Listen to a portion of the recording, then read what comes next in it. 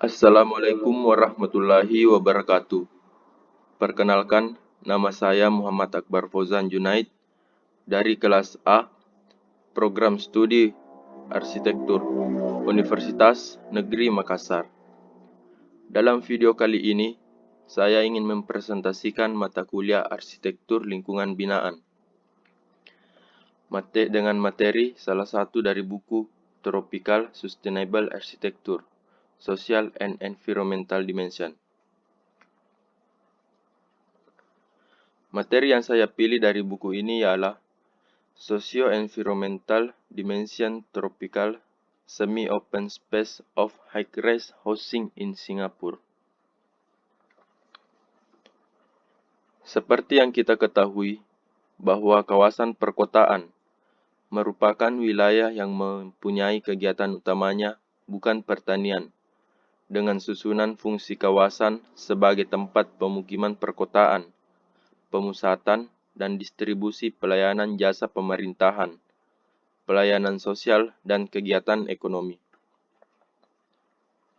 Dalam artikel ini akan membahas hubungan komunitas, lingkungan tropis, dan ruang semi terbuka di perumahan high-rise, high density. Aspek sosial dan lingkungan ruang beranda rumah kampung desa tradisional di daerah tropis terintegrasi dan lestari.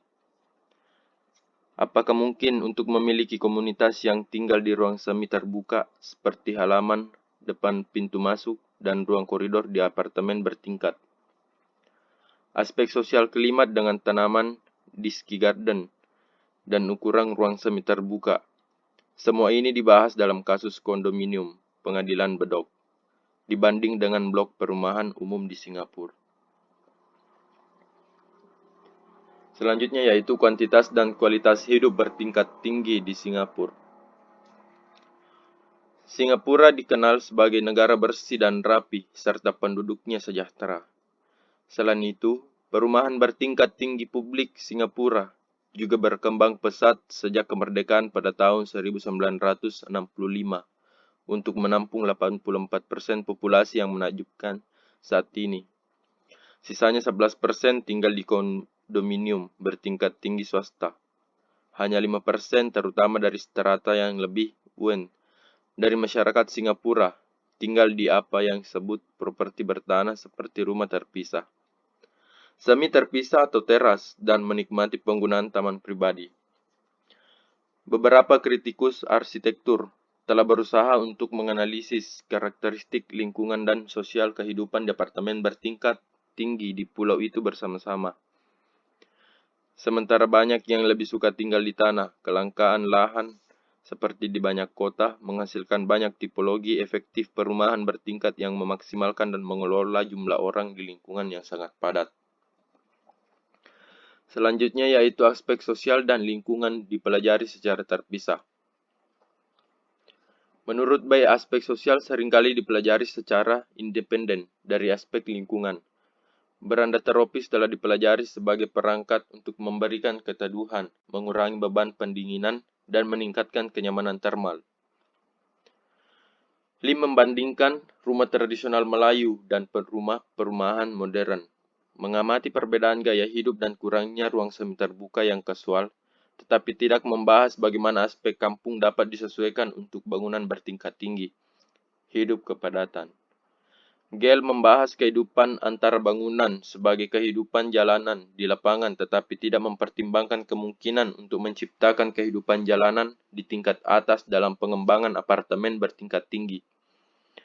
Ada sedikit diskusi tentang hubungan antara desain lingkungan dan pengembangan komunitas di perumahan bertingkat tinggi di daerah tropis. Selanjutnya yaitu komunitas dan bagian hijau. Bedok dirancang oleh Cheng Jian Fen dari Desain Lin Architect, Singapura pada tahun 1982 dan selesai pada tahun 1985. Yang membedakan Bedok adalah penyediaan halaman depan dan balkon semi terbuka. Apartemen tipikal memiliki luas area sekitar 110 hingga 220 meter persegi, termasuk balkon dan halaman depan dan tidak termasuk ruang sirkulasi umum. Apartemen 3 kamar tidur yang lebih besar memiliki luas internal masing-masing sekitar 110 meter persegi. Sedangkan apartemen 2 dan 1 kamar tidur masing-masing memiliki sekitar 85 dan 55 meter persegi. Tipikal pembangunan perumahan pada saat itu. Selanjutnya yaitu radiasi angin dan surya. Meskipun struktur halaman depan Istana Bedok, ruang setengah terbuka atau setengah tertutup, terdiri dari langit-langit dan pelat lantai seperti interior ruang tertutup setiap apartemen. Bukaan di sisi jauh lebih besar daripada untuk itu kamar bagian dalam. Suhu pancaran rata-rata yang diukur untuk halaman depan umumnya jauh lebih rendah daripada yang diukur untuk lingkungan eksternal di luar blok apartemen dan sedikit lebih tinggi daripada interior apartemen. Selanjutnya yaitu efek gabungan angin dan radiasi matahari. Studi Liang menunjukkan bahwa ada perbedaan dramatis antara DBT rata-rata dan kelembapan relatif rata-rata interior apartemen dibandingkan dengan rata-rata di halaman depan, beranda, dan ruang koridor sepanjang hari. Intensitas radiasi matahari meningkatkan secara dramatis, lebih tinggi untuk koridor sempit sekitar tengah hari dibandingkan dengan halaman depan yang besar dan teduh. Meskipun kecepatan angin di halaman depan lebih rendah, efek gabungan dengan radiasi matahari yang lebih rendah karena naungan substansial menghasilkan banyak suara kenyamanan dari sedikit hangat. Di koridor di mana matahari radiasi lebih tinggi, suara rata-rata untuk kenyamanan naik menjadi sangat hangat dan tidak nyaman hangat jika kecepatan angin turun di bawah 1 meter per sekon. Selanjutnya, tanaman, lingkungan, dan kegiatan sosial. Arsitek, perancang kota, dan sosiolog secara populer menganut konsep berkebun sebagai strategi menuju lingkungan hidup yang lebih manusiawi dan nyaman. Taman kota Gorokan, taman kota indah, kebun korporasi, taman langit, dan strategi hijau top-down lainnya telah mencapai hasil yang memuaskan sampai batas tertentu. Namun beberapa pemilik potensial yang memprakarsai dan memelihara ruang hijau yang difasilitasi oleh ruang semi terbuka seperti halaman depan belum mendapat perhatian cukup dari dalam desain kontemporer.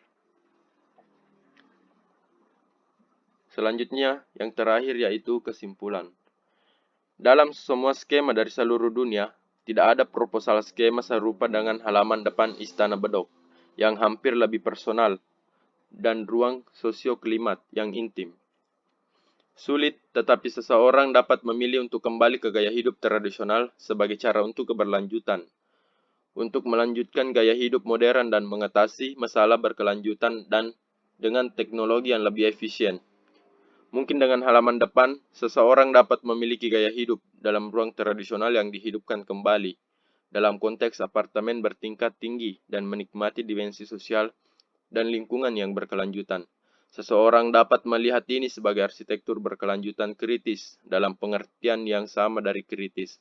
Dalam regionalisme kritis tropis, Bedok Court dirancang untuk bekerja tanpa AC. Meskipun penduduk telah memasang AC, mereka melaporkan bahwa mereka hampir tidak menyalakan, kecuali untuk beberapa hari di musim panas. Sebuah studi terpisah dapat dilakukan untuk memastikan tingkat pendinginan yang diberikan oleh berbagai ukuran beranda ke interior bangunan utama. Penataan ruang halaman depan pintu masuk juga dapat memfasilitasi sinergi kualitas sosial klimat di luar bioklimatik. Hal ini juga memberikan Bedok karakter lokal tropis dan modern dari jalan-jalan di langit. Mungkin ada ruang arsitektur tropis lainnya, misalnya jalan tradisional dan modern, yang dapat dipelajari sebagai fenomena sosioklimat untuk memahami dan diharapkan mencapai arsitektur berkelanjutan yang lebih kritis di era globalisasi. Mungkin itulah yang sempat saya sampaikan. Mohon maaf bila ada salah kata. Wabillahi taufiq wal hidayah. Wassalamualaikum warahmatullahi wabarakatuh. Salam arsitektur.